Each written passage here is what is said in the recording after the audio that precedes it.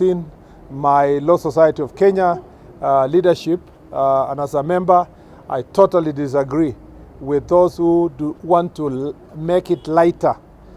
They want to make it look cheap when we say that people who are banning courts, banning police stations, banning businesses with petrol bombs, stealing guns, banning houses for police officers, banning vehicles for county government and for individuals, banning supermarkets, looting people's businesses. All those people are properly defined in the Prevention of Terrorism Act of the Republic of Kenya. They are defined to be terrorists because they have committed acts of terror. And if we find them attempt to do so, even in this city, we are going to charge them for what it is. We want to make sure, and I want to tell the Law Society of Kenya not to always be on the side of the criminals. They must be on the side of Kenyans. They must be on the side of preventing crimes in this county, in this region, and the Republic. Because there is no point for the Law Society of Kenya to spend a lot of energy to try to reduce the bail terms for suspected criminals who have properly been arrested and located in the scene. You know, banning properties and banning police stations and banning courts. Those are terrorists that must have their day in court, and they must not get the assistance of any civilized person, let alone the Law Society of Kenya. I want to ask the courts not to be intimidated and to be partners with the National Police Service, to be partners with the security sector in trying to forestall a crisis in the country. The reason why we have had crisis in the past is because people watch characters with bad utterances, politicians planning goons, politicians paying for people to ban people's properties, and in the past, because of fear of political repercussions, they have taken a lighter step. I want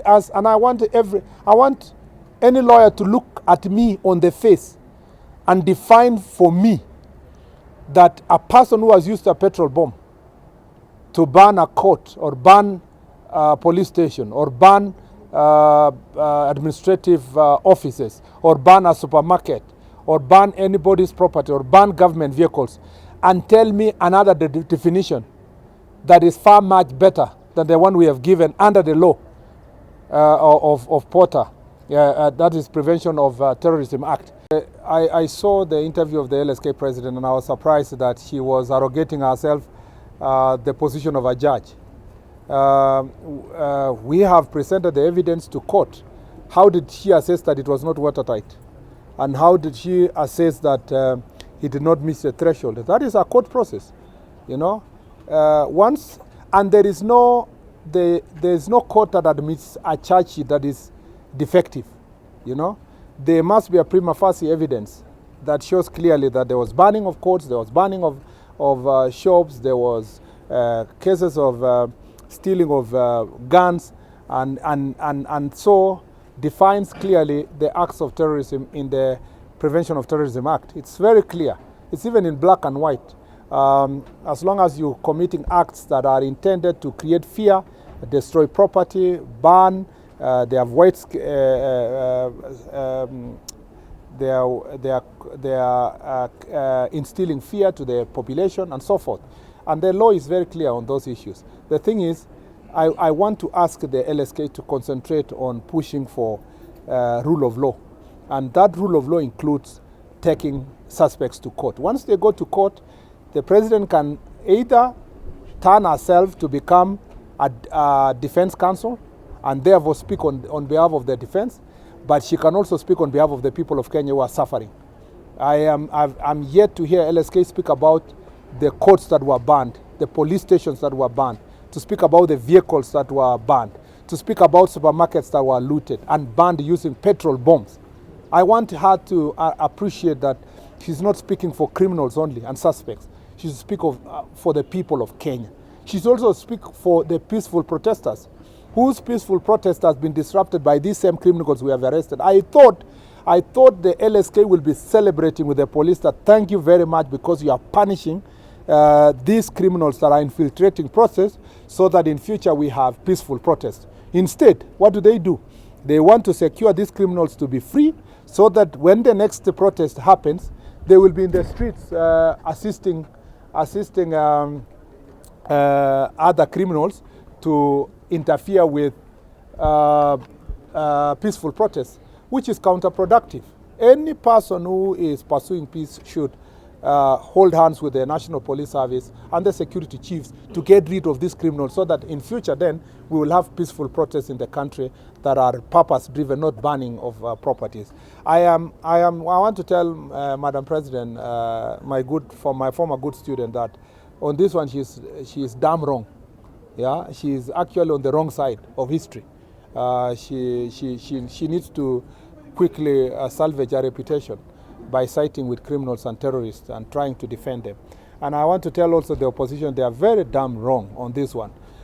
They should be the first ones to help us make sure that all these organizers of criminal activities are dealt with so that them, being in the opposition or any other citizen of Kenya, can now organize peaceful protests.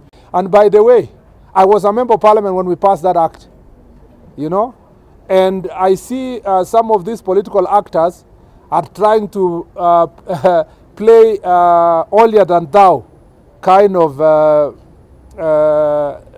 posture to the public. Does former Speaker of National Assembly, J.B. Muturi, forget that he passed this law by hook or crook? He was sitting there when this law was passed in National Assembly. People poured water on him, and he stood very firm that time and said, we must have a strong law, security laws, that will protect the people of Kenya and protect them against the rogue characters who are performing acts of terror. I want him to perhaps jog his memory and advise, now that he's the legal advisor of the organizers of the goons. I want him to advise them that he was the speaker that presided over the passing of that law. And I want him to come back to his senses as a proper good citizen that he was then when he passed the law that we are now applying. And we will apply it indiscriminatively. It doesn't matter whether you were a member of parliament like me that time or not. This is very important.